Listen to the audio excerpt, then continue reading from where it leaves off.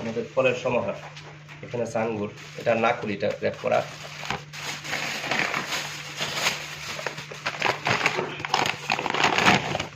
এখানে আছে কমলা,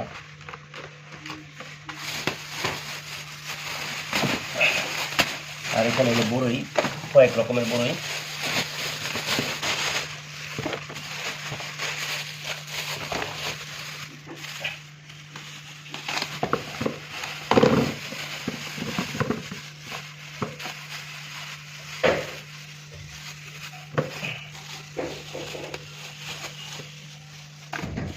খুবই ভালো মানের বড়ি।